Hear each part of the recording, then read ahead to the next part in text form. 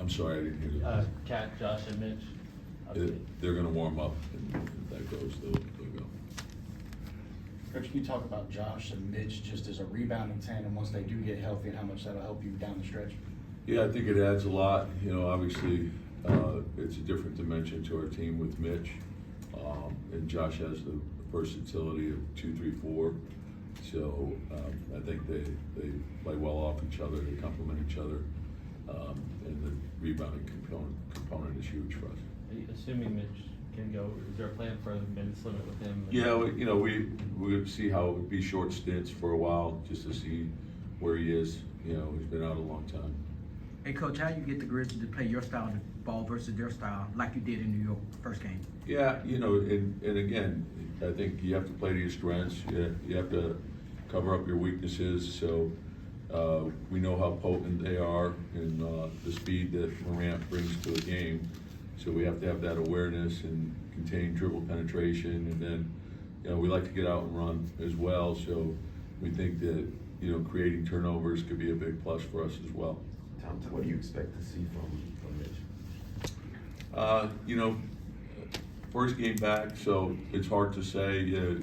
Obviously, games are a lot different than practices, but just he's a vet, so I think he understands exactly who he is.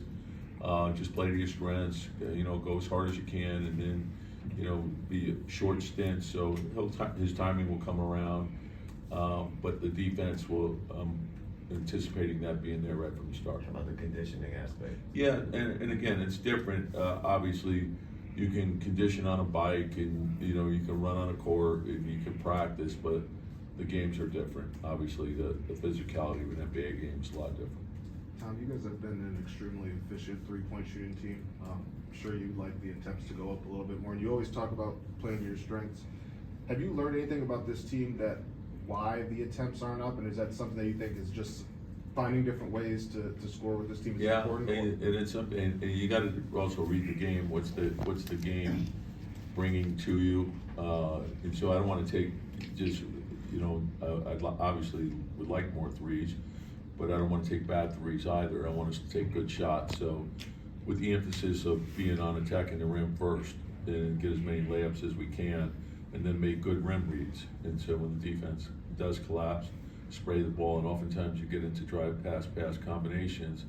And when you can get to that and you have an open shot, you have to make sure you take it. You can't hesitate on that. And so that's what I'd like to see. Obviously, getting the ball in the paint, I think that's important. It also leads to the offensive rebounding and then getting to the line as well. Do you think there's some hesitance from some of the guys who've been banged up, like Josh and OG have had injuries?